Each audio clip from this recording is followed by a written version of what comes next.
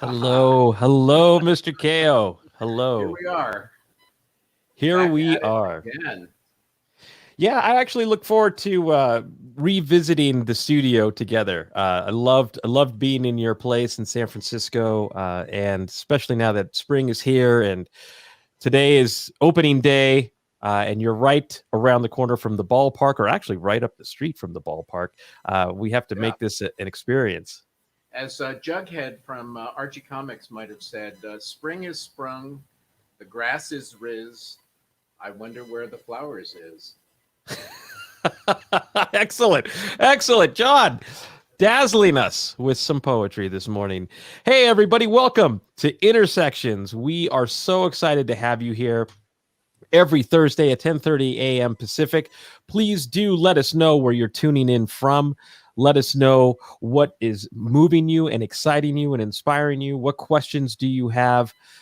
We've got some incredible guests, as always, today, and always interesting that they're friends. So we move in some interesting circles, and that's why we're here to share our network with you, and also to make you part of our community and us part of yours. So, with that said, I'm going to kick things off formally because our first guest is already here backstage, and he is a busy, busy individual. Welcome officially to Intersections, the weekly conversational jam session that dives deep into the intersections of technology, innovation, culture, and ideas. We always strive to bring diverse personalities and worldviews together in the service of greater understanding and unlearning. I'd like to introduce my co-host and friend, John Ko. The Economist has called him Mr. Creativity and a serial innovator. If you do any type of Googling on John, you see just how humbled we are to have him here with us. Just such an incredible background. He's taught at Harvard Business School. He served as visiting faculty at MIT Media Lab in Stanford. He's a Tony-nominated producer of film and stage, wrote the best-selling book, Jamming the Art of Discipline and Business Creativity. He is the chair for the Institute of Large-Scale Innovation. Also, he owns three incredible concert grand pianos that are all in his loft. The background that you see behind John now is actually very real. Make sure to also follow his Forbes column and his social accounts on Twitter and LinkedIn. Mr. Ko, welcome to Intersections. Brian, thank you so much. And let me now reciprocate. Brian, I think, is the innovation twin that I was separated from at birth. We both share a passion for that subject. Brian has a day job, which is global evangelist for innovation at Salesforce, but his network obviously extends far beyond that. And interestingly enough, when you speak of networks, ours are, I think, equally diverse, but complementary. And so that is reflected in the personality of the show. Brian has been an authority on matters digital before it was even fashionable to talk about digital. And now digital and innovation, digital and marketing, digital and organizational transformation, and business model transformation. These are the subject matters that he is a leader in, expressing it through books, through keynote speeches, workshops, and thought leadership across a broad palette of channels. So, Brian, here we are. Sean, thank you. What a nice intro. I'm excited to bring up our first guest. He's a longtime friend, also someone that I've admired from afar, but also close up when I get to see him at events. He has been called one of North America's leading visionaries by Strategy Magazine. He's the founder of the Six Pixels Group. It's an advisory, investing, and content producing company that is focused on brands, commerce, community, and what's next. But he's also just someone who is always at the edge of what is next, and more so, he helps bring it along the bell curve, bringing his peers, fellow influencers, but also businesses that he works with into the fold. So with that, let's bring on Mitch Joel. Mitch, welcome to Intersections. Hey, good to see both of you. How are you?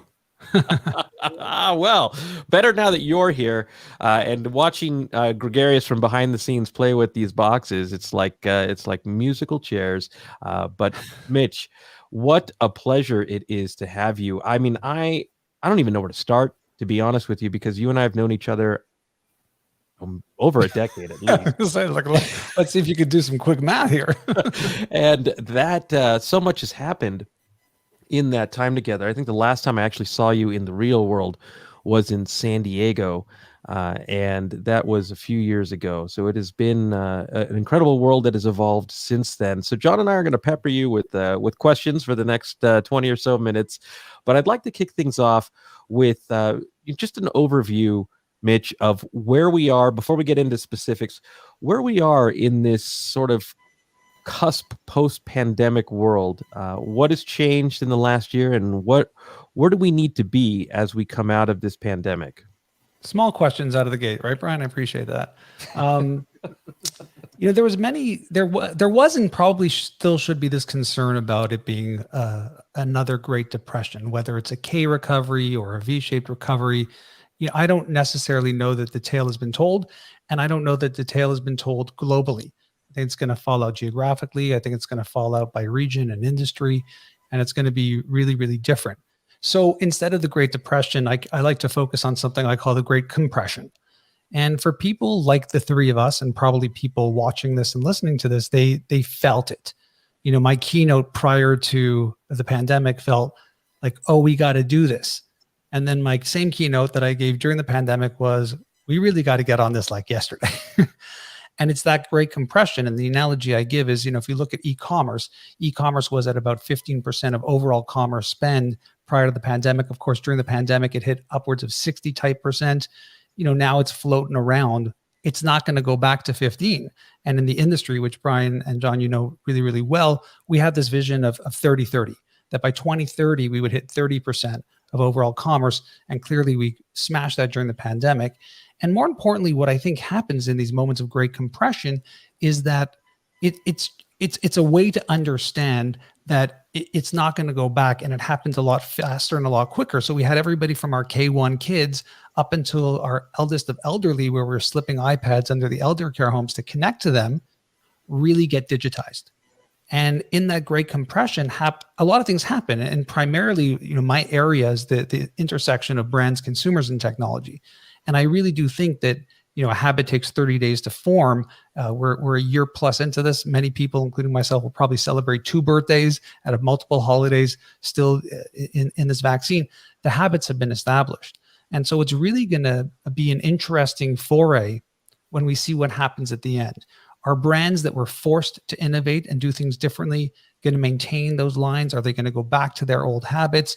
Will consumer habits have changed so much that we're only going to want the new behaviors and habits? And a lot of these tales just haven't been told yet. And so in a world where people want to know which one is it, my general attitude is that we sort of have to hold both of these things in our brains at the same time.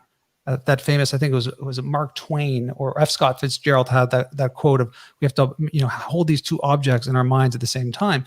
And one of them is that we're forever changed and things will be very different going forward. And one of them might be, well, we'll look back and go, those 2-3 years were crazy and things will go back to the way they were. And the answer is, I think we have to build models for both. I love that response. I think philosophically, if we go back to normal, we will have missed the lesson and the opportunity in all of this. And there is much that has changed, much that's going to continue to change.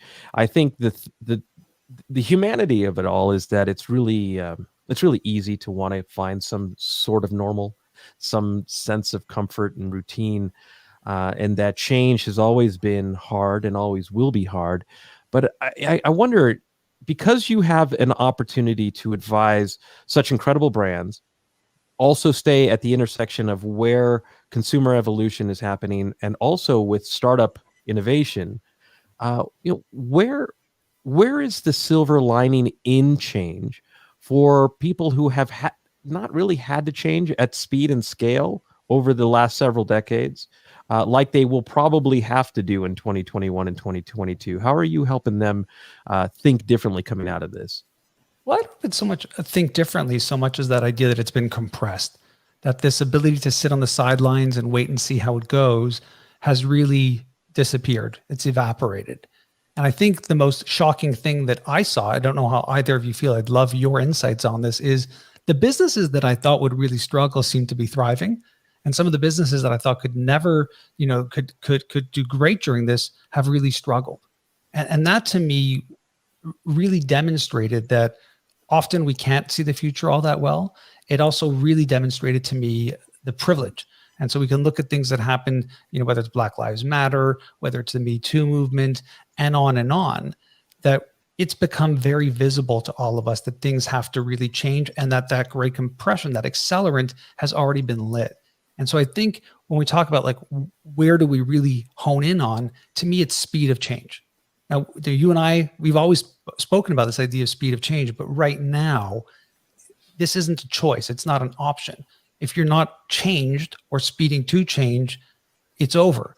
You can no longer talk in this day and age about equality. You can no longer talk about bringing on different types of people onto your board. You got to show the receipts. And you do that by demonstrating that in the picture. And the picture is your picture of your management team. It's your C-level. It's your directors. All this talk and all of this sort of desire to slowly move ahead, gone. It is now. And that's how it's going to look for the near short while. And I would argue in a positive way. And I'd love to know what you think. Well, I'll share with you some of my ideas. I love what you just said. I think for those who don't know, I've dabbled in the practice of digital anthropology for a good couple decades now, and I've never seen change exponentially like we've seen in the last year around two things that I'm calling Generation N or Generation Novel. It's a cross-generational group that was one part digital first, not just whether they were millennials or just people like you and me who just live a digital first lifestyle. Then also the sudden digital customer, people who were in shelter in place or for their own health and safety just embraced digital. And also this idea of the somatic marker of COVID-19 itself, like you said, that there were behavior shifts just because of new routines and new patterns, but also the emotional bookmark that has forced us in many ways to think about the meaning of life, question our values, question success, question happiness. Who is it that we're going to be, and who do we want to become coming out of the pandemic versus what we came into this pandemic? And it's a really inspiring time, if you care about other people, to learn from those insights to build a more relevant business, to build a more socially responsible and sustainable business or organization, and to have insight into where to deliver value within the world. And I think with that said, I also want to make sure that we bring Mr. Kao into the conversation. And John, I think a good place to jump in here would be to sort of continue on what you're seeing as well, based on what Mitch had left us with. But then at some point before we let you go, Mitch, I want to set the stage for a conversation that it sounds like we're going to have at a later date around what has changed in terms of intimacy, connectivity, and the role that audio is now starting to play in this world. So I'll tease that for later. But John, over to you. Well, this is really an interesting lead-in to, I think, rewinding a bit to the notion of a taxonomy that you raised a few minutes ago, where the spectrum of compression related to people who, let's say, were looking to return to some notion of normal versus people who are forging ahead. And, this notion of speed to adoption has been a part of marketing theory for the longest time. I mean, if you look at the traditional adoption curve, you've got the pioneers, the early adopters, the big middle, the laggards, and then, I guess, what's after that. What I've noticed is, in a sense, the extreme of not just nostalgia, but magical thinking, which we've all seen in the form of conspiracy theory, QAnon, and just outright denial. And so I'm interested in your thoughts about this notion of the taxonomy. It's not either or, it's both and, but it's both and, I would think. And the need for some fresh thinking about it, because each one of these kind of sub divisions is going to need a particular kind of help, whether it be deprogramming or, adjusting to the new tempo in this era of compression, as you call it. So what are your thoughts about that, Mitch? One is, it is a moment of extremes. And I think that we have to be able to start with that as the baseline, right? The extreme between the haves and the have-nots is extreme. Watching billionaires become close to trillionaires and watching the extreme rise of wealth, it's an extreme. If we look at the diversity in terms of how we see politics, extreme. I live in Canada. You guys are both in the US. Extreme differences. We are and still will be neighbors, but it seems like there's these extremes. And I think consumer behavior, and I think relationships that consumers have with businesses is going to be more and more extreme. More choices, more opportunities, other places to go. Look at things like the third-party marketplaces that we saw emerging first on Amazon, but of course in places like Shopify and now beyond that. And even if you think about it from the taxonomy standpoint, and John, you talked about conspiracy theorists. I was very moved not that long ago, a couple of weeks back, by I think the article was in the Atlantic, where conspiracy theorists are rebranding themselves as truth seekers. And I thought, like, what a fascinating and brilliant way to do this, right? Oh, you think you're a conspiracy theorist because you believe the earth is flat. Oh, no, I'm not a conspiracy theorist. I'm a truth seeker. Like, it really absolves people. And again, to me, these are all reinforcements of this idea of extremes. And even, again, hat tip to my friend Harley Finkelstein and his partner Toby, that developed Shopify, a very massive business. But again, that's an extreme. This ability to sell something was typically expensive, even online. If we think back to things like Demandware and other e-com infrastructures, you have to have a pretty penny to really deploy that. And Shopify comes along and democratizes down to the individual who wants to sell a little yarn bracelet. I mean, that's an extreme.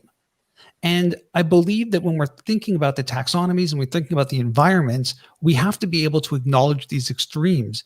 And I believe within them, it shouldn't be a panic. I think there's opportunity within that as well. But if you're not operating in that operating system of extremes, it gets really, really difficult. And again, it's a tough thing to say because you'd like to think, well, there's a level of normalcy. But it is totally extreme. Look at the vaccination rollouts. Look at how people perceive vaccines. We're brand shopping for vaccines at this point. We were just talking about this off air before. I mean, these are all extremes. And if we can't start with that baseline of a taxonomy, I think it's going to be really challenging moving forward. So are you looking forward to the advent of data science in terms of helping us to define this taxonomy further and fine slice it? Or are there other ways that we should be looking at a taxonomy of extremes besides, those who are almost obsessively searching for nostalgia versus those of us that can't wait to get to the latter parts of the 21st century? Well, what's amazing in this world is with all of this digitization and access to data science, I mean, look at the debates we're having about things as basic as our health records or a vaccine passport. And so again, we have these big dreams of personalization, of databasing, of having all this information. But the truth is, at the end of the day, the file that's in my doctor's office is protein form. It's very, very physical. It's not protein form, but it's very, very physical. Organic. It's organic. And so I would love to have a conversation about where we could go with this. And I do think things like personalized medication, opportunities to go beyond your geography to get health. I mean, now we're seeing, just think about what we're seeing now. We're seeing the rise of telemedicine now. I mean, absurd when we really think about it. So to me, that area is prime. And I use the word prime, which I guess plays into the pun of the fact that Amazon wants to be very, very active in the healthcare space, Google as well, of course. But this is some of the stuff I spend a lot of time thinking about because I get very excited and I follow the links and I follow the information. But at the same time, I can look to my physical assets and realize nothing in that world has truly been digitized yet. So we're going to have one of the world's authorities on the digitization of medicine coming up at the top of the hour, which is a great lead into that. Just wanted to ask you, I was curious, why is your book called 6 Pixels of Separation? What is the 6 Pixels notion, having not had a chance to read your book yet? No worries. Well, that one came out a long time ago. So for those who don't know, I have a podcast and blog called 6 Pixels of Separation. The podcast is the longest running business podcast in the history of podcasts. And the blog is one of the longer consistently running blogs, started in about 2003, 2004.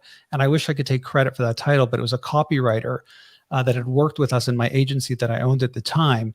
And we were talking about me being a speaker too at the time, developing my first keynote around how do we build our professional selves in these digital arenas? And we came up with this notion that in a world of 6 degrees of separation, and then we had 6 degrees of Kevin Bacon at the time, that we're now down to 6 pixels of separation, which is essentially means we're all connected. And so how do we connect as our brand, as an individual, to one another in a world where we're all connected? And again, when I reflect on it, almost getting close to 20 years of doing it, the title still seems very fresh and relevant to me. So it's something I've stuck with, and I've become the 6 pixels guy, which I'll take. It's fine. Well, it definitely, in Gestalt psychology, you talk about incomplete information that creates intrigue and the desire for engagement. So 6 pixels definitely fits that theme, and as does the notion of connection, which I think is the subtext of everything we've been talking about thus far in our conversation. I think that one of the big challenges for this reemergence is how we're all going to connect with people in terms of their unique needs that have been powerfully shaped by this collective experience of the last 15 months or so. So with that, I think I'll turn it back over to Brian for the capper of the half hour. The capper, all right. Capper, that's a great word. I love it. Hey, Mitch, you just to kind of set the stage or whet the appetite, so to speak, for bringing you back on, if you're okay with that in the future. I believe you're an investor in Clubhouse. I am not. And you're not. Okay. Well, you're certainly an intellectual investor in the Clubhouse movement. In that, as a pioneer of podcasting, especially,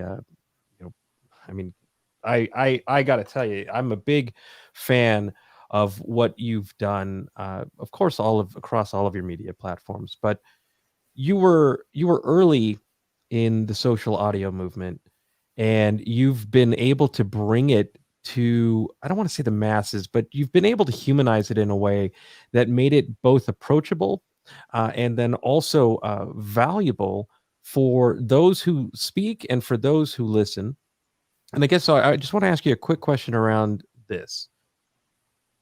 What does social audio look like today? Why was it so fast to gain momentum over the last several months? When it's been trying to gain some steam since last April, and then what happens, in the fall when the world starts opening up? And just high level, we can dive deeper when you're back. Yeah. Lots of questions. So Clubhouse is popular, there's no doubt, but I feel that there is this thing called Discord that was really going for quite some time and had a lot of momentum, while it might have sat in very peculiar verticals, primarily gamers and streamers and things like that.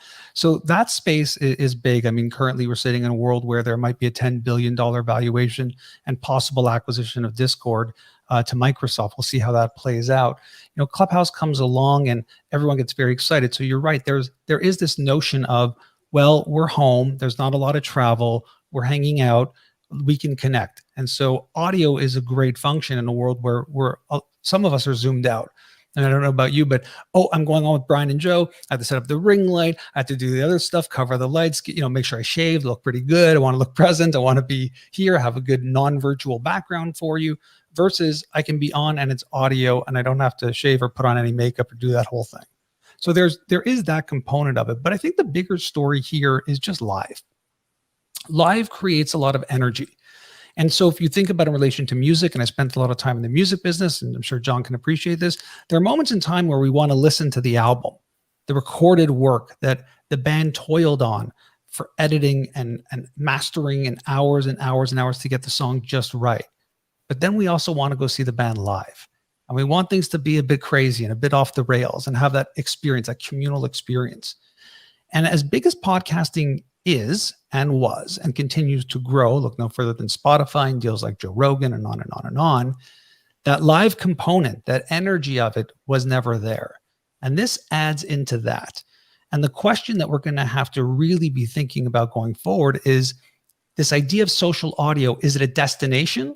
We're going to go on Clubhouse, or is it a feature like Twitter Spaces, like what might happen with LinkedIn, like what might happen with Slack, like what might happen with all the other companies, Facebook, et cetera, that have come forward and said they're building this out. So will it be that you go to Twitter, or will it be that you leave a voice message as you can currently in Twitter and it's a feature? And so as we click back into some form of normalcy, the question will be, how much of an appetite do consumers have for audio that is pre-recorded, and or how much more appetite might they have for live? And I think the answer is, like with everything else, it's going to be both. Everything is with, not instead of. This idea that one will crush the other, that one makes the other look old, to me is very antiquated. I think people will love listening to music, but they also love going to see live shows. And this is really that. Now, why it took so long is fascinating to me also, because usually it goes in the form of text, images, audio, video, based off of the data and the pipes and how much they can do it. And so it's wild that for some reason we had live video before live audio in a strange way in terms of popularity. And so perhaps it's just a correction of us seeing what this moment is. But for someone like me and someone like both of you, it should be really exciting, because the opportunity to go on live, like I do 3 live radio hits every week, and you got to be hot on the mic coming out of the gates early on a Monday morning for me. But it's great to be able to spend that week working a little bit, getting in some reps, speaking live. I mean, I think the ability of a leader to stand up and cogently communicate to an audience is probably one of the greatest skill sets that anyone can have, not just a leader. And platforms like Clubhouse are really enabling that for people. So to me, it's very exciting because, hey, instead of renting that theater and having you as a guest on my podcast and we invite all of our friends, we can do that live and on the fly now in the virtual world. And that's really dynamic from my perspective. Wow. Well, hey, everybody. I have 3 quick reactions to that. All right, John, go for it. The public speaking issue, as we know, the fear of public speaking is equaled only by the fear of skydiving. But if you take away the notion of being seen and it's only talking, it takes a lot of the social stress out of the situation, which, enables it. So that's thought number 1. Thought number 2 is it goes back to McLuhan, right? McLuhan talked about cool versus hot media, and the notion of audio as a tribal experience, sitting around the campfire and telling stories, as opposed to a Zoom-like experience, which is much more in the, kind of hot literary, more information than you can possibly digest in a given moment, speaks to the notion of different media. And then finally, it's about belonging, right? So Clubhouse means you belong to a club. I don't particularly ever want to belong to Twitter or to a Twitter manifestation. I might like the audio part, but to be part of a club, to start a club, to moderate a club, to own a club, everyone wants to be a club owner, right? That's very cool. So those are my 3 little thoughts. Yeah, I mean, I think ultimately there are many people who feel like community, like Twitter is their community, or their Facebook private group is their community. So I think overall it's true, but it has good branding, a great cachet, unicorn status, and a lot of people really excited. And sometimes you just hit it at the right moment in time. And it seems like this could be a catalyst to see how the feature set of live audio gets integrated into our social lives. Yeah, it's well said. In fact, Mitch, I can't wait to have you back to talk more about this. And then the role of what we learn from the humanization of, let's say, audio and intimacy, and how we can take from that a more present, a more, let's just say, a more unified and a more human network in digital, as digital becomes more and more pervasive in the real world. So, Mitch, with that, thank you so much for joining us. Such a pleasure to listen to you and learn from you. Well, anytime, you know where to find me, and nice seeing you both. Cheers, Mitch. Wow. Hey, so John, always, I tell you, we always learn so much from our guests, and it's just wonderful. I was thinking about how long I've known Mitch now, and I think it's got to be 13 or 14 years. But it is, it's incredibly refreshing when you know someone that long and they constantly impress you with their thinking and their mannerism and just also their approachability. And so someone like Mitch to join us today and help us is always a pleasure. So I'll turn it over to you, Mr. Ko, to introduce our next guest. We are in for a treat. We have Dr. Edward Kersh, better known to all of us, I believe, as Ed. And, you've heard the expression, a doctor's doctor. In my humble opinion, Ed is a doctor's doctor's doctor. And I say this based partly on the facts. He's had a long and distinguished medical career, cardiology specialization. Most recently, he is the medical director for home health at Sutter Care at Home. But that was preceded by being medical director for telehealth at Sutter Care at Home. So there's a probably a story there, and Ed is very much at the forefront of the digitization of healthcare services. He is an advisor to various ventures that are in that field. And also, just on a personal note, I happen to Ed was my father's medical student when my dad was teaching at the State University of New York Downstate Medical Center. And then I got to relate to Ed. So there's a 3-generational kind of relationship going on here, which is quite special. And I'm happy to acknowledge that to all of the people out in the internet, because it makes this conversation extra special. So with that, Ed, welcome. Great to see you. Well, thank you, John. And let me add to that another generation, which will be your daughter. That's very true.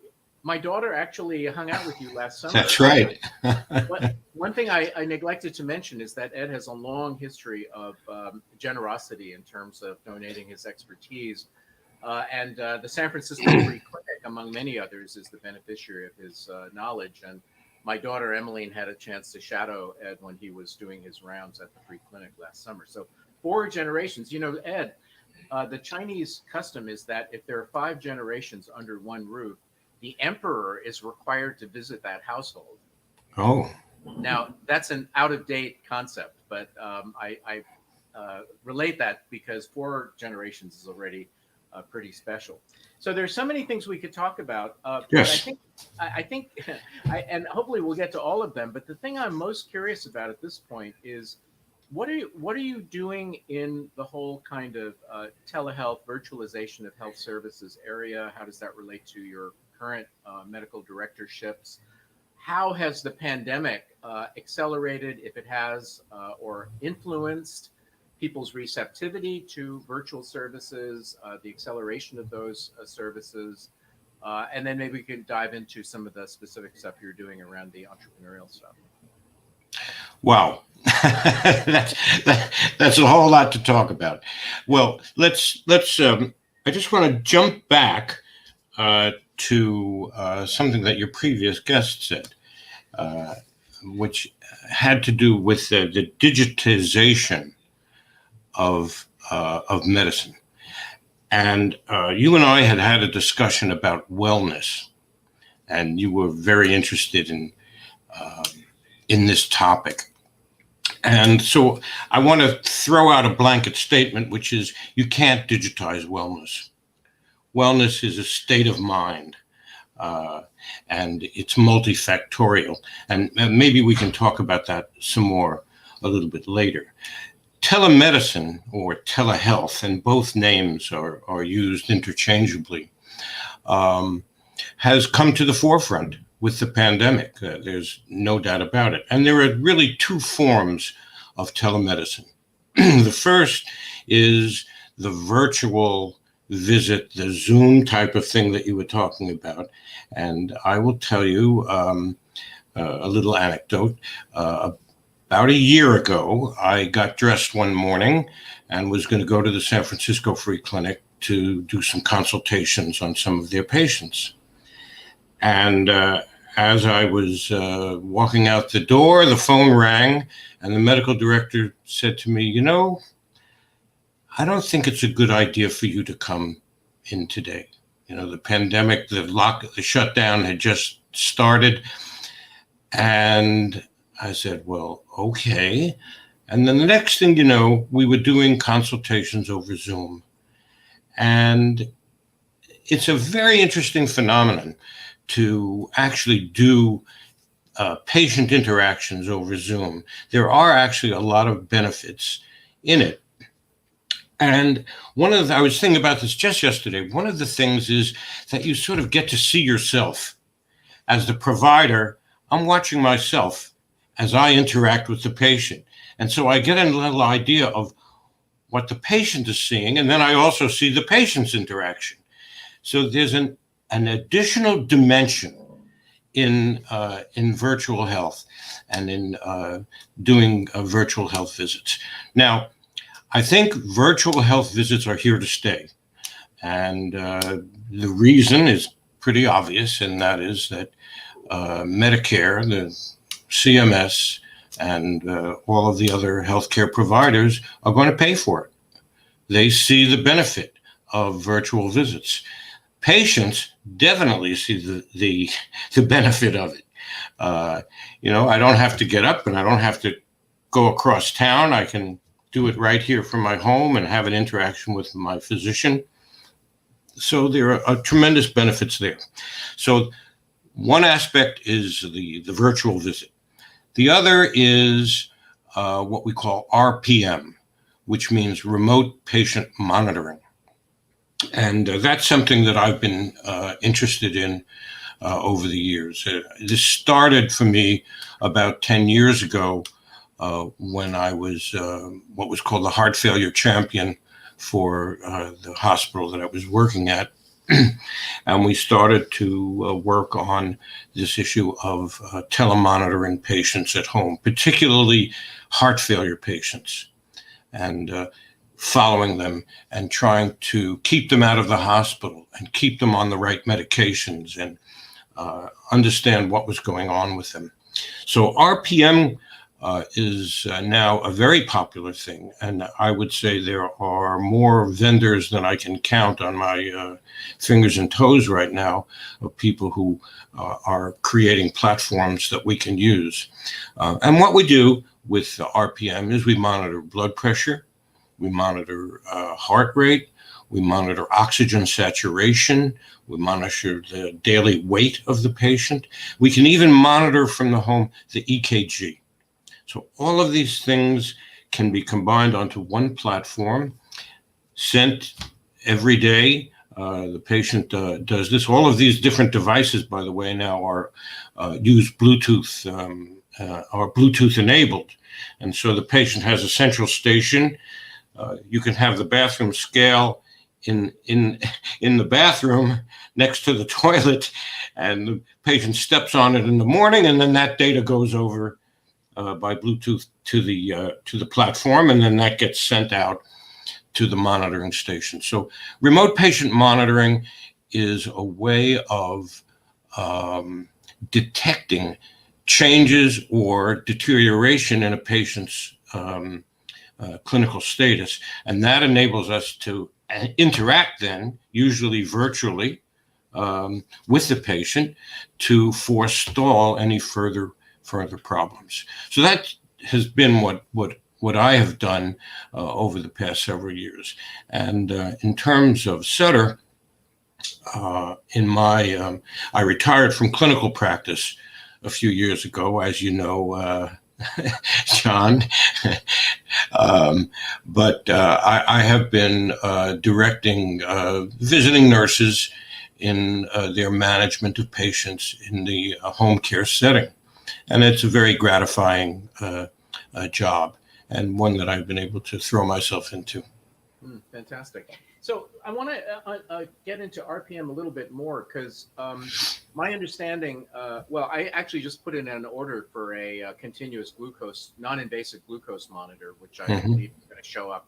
I'm in the beta program, because I'm curious to see how fluctuations occur in terms of a 24-hour rhythm. And I'm sure there will be many, many other ways of generating information remotely. And my question is, how far is this going to go? And to what extent is data science going to get us new patterns of, how patients are doing, the good, the bad, and the ugly of it? And at what point is there almost too much data relative to information, right? I mean, the thing is, you have an office visit, and the seasoned doctor looks at you and immediately has pattern recognition. But now we're talking about, Kevin Kelly, who's a pundit on digital matters, talks about the transition from events to flows. And I find that very intriguing in many areas. And in medicine, still, I'm in the every 6-month doctor contact mode where, I provide some information, I get some blood work and so forth and so on, which is an event. But I personally am looking forward to the flow time, but I'm wondering how you see it evolving, what it's likely to look like. Okay. Well, there are two levels on which it's evolving. And the first and most important is what you're talking about right now, which is self-management. You're interested in your own data and looking at your own data and taking actions based on your own data. And that's the key in remote patient monitoring, to be able to give that feedback loop directly to the patient and then do it in such a way that the patient has actionable data and that they can then take action. Of course, they do it with the advice of their physician usually, but you can educate somebody about that situation. So patient self-management is an extremely important thing. In your situation, what you're talking about is, oh, I want to know what my sugar is doing, and so on and so forth. What you're interested in is prevention. You're trying to prevent diabetes by monitoring your blood sugars and looking at that whole situation. And one of the best things we can do in terms of preventing the disease is find out that we have a proclivity toward a particular disease, and then take the steps that we can do to avoid that disease or to avoid the manifestations of it. So on the individual level, we have patient self-management. Now let's talk on the population level. And most big healthcare systems have a department that is now called population health. And they are looking at their population of patients and trying to devise a scheme for how to manage those patients properly. Now, Kaiser out here in California has really been at the forefront of population health, because what they've been able to do is collect data on thousands and hundreds of thousands of patients. You want to know, what kind of job are we doing with our diabetics? Well, there's all the data, and then they can take that data that they have accumulated through remote patient monitoring, or the same thing in hypertension, and look at that, and then they can decide, okay, we're doing a good job on this, let's continue to do that, or we're not doing a good job, we need to change what we're doing. So remote patient monitoring can have an impact on two levels. First, as I said, being patient self-management, and the second being population health. And, there's a great concern about the rising costs of healthcare in the United States, where we keep spending more money and getting less results, certainly compared to, like a country like Singapore spends about half as much per capita on healthcare, and they seem to be no less healthy than we are. So is RPM going to help, and these changing patterns of virtual versus face-to-face meetings? I mean, in the long run, let's say in the next couple of decades, will it reshape healthcare so it'll be more efficient, and will it also reduce the cost of healthcare at a kind of national level? Well, I think you just struck on it. Will it reshape healthcare so it will be more efficient? I think that's the direction that we need to go. Let's face it, in the United States, we have the most expensive healthcare and the poorest outcomes. I mean, the pandemic has just shown us that. We're the world leader in cases of COVID-19 and in our death rates. And you can look at things like maternal and child health and infant mortality, and you'll see the same types of data. So, without getting too political about it, our healthcare system is broken, and it needs to be fixed, but it needs to be fixed at the core. And remote patient monitoring is not going to fix our healthcare system at the core. It's a peripheral. But once we get a coordinated healthcare system with everybody enrolled in a healthcare system and a single payer, then remote patient monitoring can be applied across the populations to give us the clues that we need in terms of outcomes and how people are doing. In terms of cost, you asked about that, and one of the listeners also sent a question about how will this how does this cost the patient. Remote patient monitoring when it's done by a third-party vendor, usually costs around $80 per month. That's what they charge for the service and all the peripherals. So there are two aspects of it. One is the actual leasing of the equipment that they give to the patient, and then the service that goes with that to monitor the patient. But remote patient monitoring doesn't have to go on forever. You can transition the patient. You start them out with a remote patient monitoring system, and then you can transition that patient to their own blood pressure device, to their own pulse oximeter, to their own scale, because now they've learned how to monitor themselves. So in terms of the initial cost, $80 a month is not a phenomenal amount of money when you consider our healthcare costs these days. And being able to move the patient to a self-monitoring system, then self-monitoring doesn't cost anything. So that's the objective. It's just the startup costs of getting people up to speed, which pays for itself probably many-fold very quickly. It's ironic.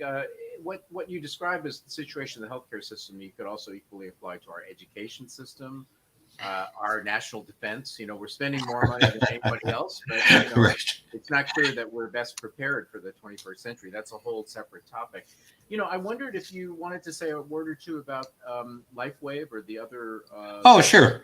Well, a couple of the things that I've worked on over the years in what I guess you would call med technology or biotechnology. First was a little device called a live core. And let me just show you this. This is a little live core device, and you place your fingers on it like this, and it records your EKG. And then that EKG can be transmitted as a PDF to the provider. So one of the things I noted, again, talking about the San Francisco Free Clinic, I noticed that every patient and let me just say, San Francisco Free Clinic only sees uninsured patients. So if you have insurance, they're going to send you someplace where you can get healthcare, like San Francisco General or whatever. And so we see a lot of uninsured patients, a lot of people in the immigrant population. And in that population, palpitations, sensations in the heart are very common. And in order to figure that out, you would have to send the patient to the hospital to have them put on a cardiac monitor. One of the things I noticed when I was at the clinic was every patient had a smartphone. Everyone has a smartphone. And even the 80-year-old Mongolian lady who was here visiting her family, she had a smartphone, or her daughter had a smartphone. And so I said, you know what, let's get these devices for the clinic. And the AliveCore company donated a bunch of devices, and we've been using these regularly, hundreds and hundreds of times that we've used them, and saved thousands and thousands of dollars for the free clinic by just using this little device. Now, the LifeWave device is also called CardioConnect. And that's another very interesting device. It is, again, about this size, and you place it on the chest, just here, or actually we do it in the right chest. The The image is backwards on my screen. We put it on the chest, and it's a pulsed radar device. And what it does is it measures the amount of fluid in your lung. So, John, when you're examining a patient with heart failure, you want to listen to their lungs right? You want to percuss, and you want to listen to their lungs to hear if you can hear what are called rales, the sound of fluid in the lungs. And that's very unreliable, actually. But this little device, you put it on the chest wall, and it gives you a reading and tells you exactly how much fluid is in the lungs. This is very important in patients with heart failure, because that's the thing that drives patients with heart failure to the hospital is they get short of breath, and they get short of breath because they get fluid in their lungs. So that's another device I've been working on. The other company that I've been working with recently is a company called ECO. And ECO has an electronic digital stethoscope, which is combined with artificial intelligence. And again, I've been using that with the free clinic in these virtual consultations. I sent an ECO device over to the clinic, and when the patient is there, the technician at the clinic will put it on the patient's chest, record all the different heart sounds and murmurs, and then shoot it over to me as an MP4, and then I can sit here with my headphones and listen to their heart, which has been one of the criticisms of the virtual healthcare visit is, I can't really examine the patient. Well, actually, technology is now helping us examine the patient a bit. So those are some of the companies that I've worked with, and it's very gratifying to see them. But again, technology is not going to replace healthcare. It can be an adjunct. It can help us provide better healthcare, but we can't replace the interaction between the patient and the provider, the physician, the nurse. That's still at the core of what we do. That's the part of the secret sauce, the magic. Right. It's the inspiration.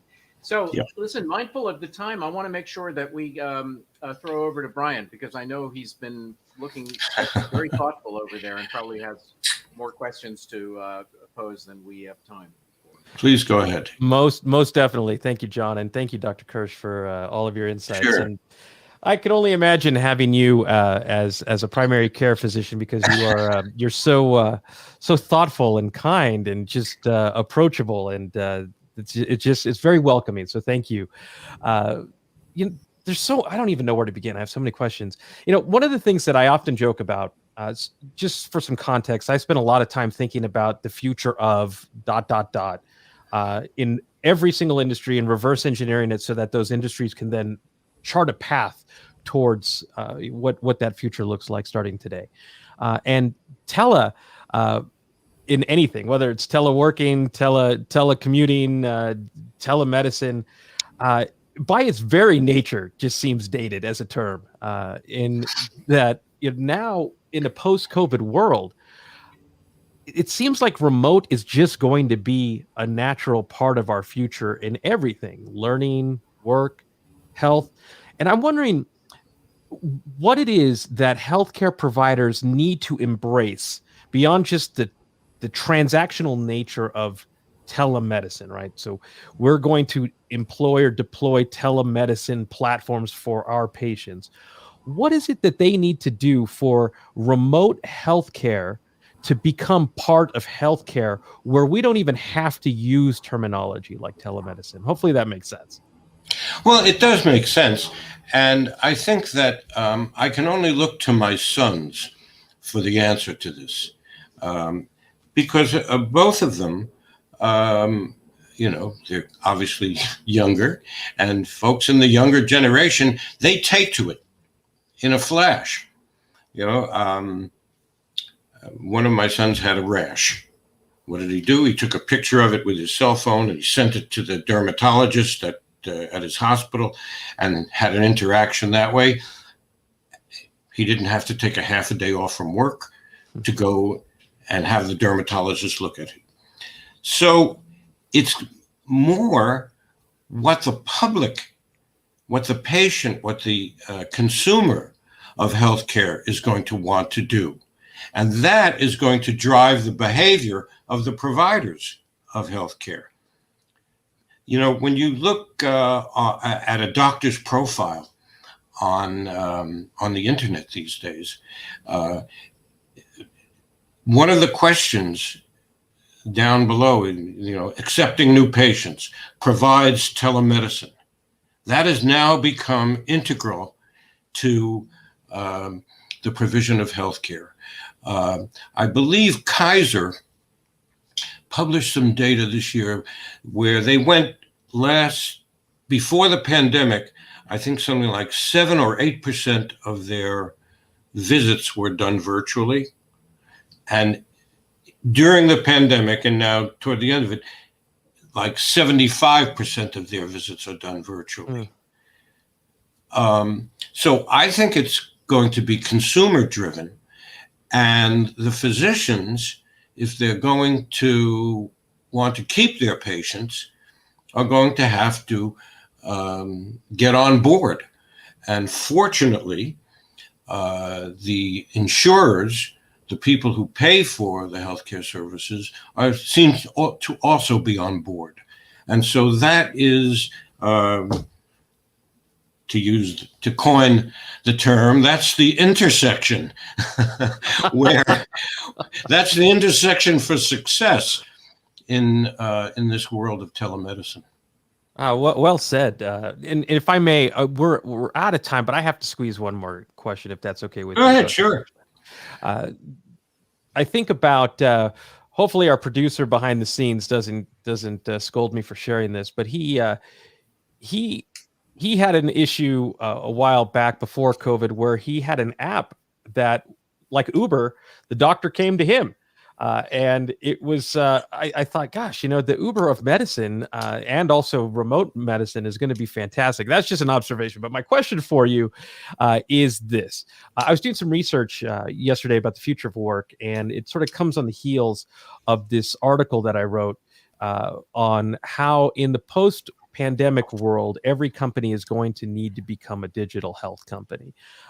And that we saw the rise of as you said earlier, the rise of wellness really start to accelerate or escalate in employee engagement for all companies. And I wanted to share some stats with you and get your take on how companies can become health companies moving forward. We used to say, we say at Salesforce that every company has to become a digital company. And now we're also starting to look at the importance of health and wellness in all companies too. And so these numbers are really mind-blowing. 77% of people say that they would share their work activity in exchange for safe working environment. 69% would share medical information in exchange for a safe working environment. 60% would share their location history, and 56% would share who they interact with in order to get a safe working environment. So to me, it says that health and wellness at work is now becoming sort of in alignment with what you were saying with proactive care and prevention. So how can companies also play a role in promoting health and wellness at work? Well, what we're looking at is how do we replace what used to be called the employee health service? You know, big companies had an employee health service that unfortunately got transformed more into a police force than actually something that was helping the employees. So that's one issue. How do we transform that concept into something that the employee trusts and feels free to share that personal health information with their employer? That's a difficult thing, and you know, you always have this workman's compensation thing hanging over everything, and so that's a very challenging thing. The point you brought up about the doc on the cell phone is also important, because Most of those services are anonymous. You get a doctor somewhere, it's like urgent care. You have urgent care on your phone. But still people relate to an individual. And so in virtual healthcare, for virtual healthcare to be successful, it has to be your doctor or your healthcare system that you have trust in. Again, that's where the technology can help that, but it can't replace that. The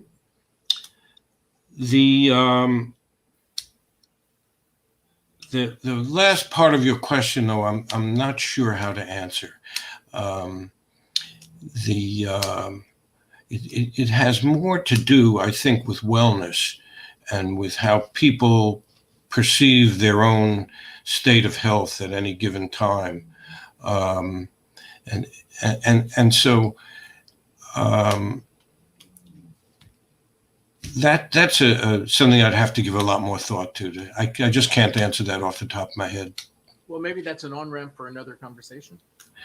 Okay, sure. I like how you think, John. I would welcome that in a heartbeat.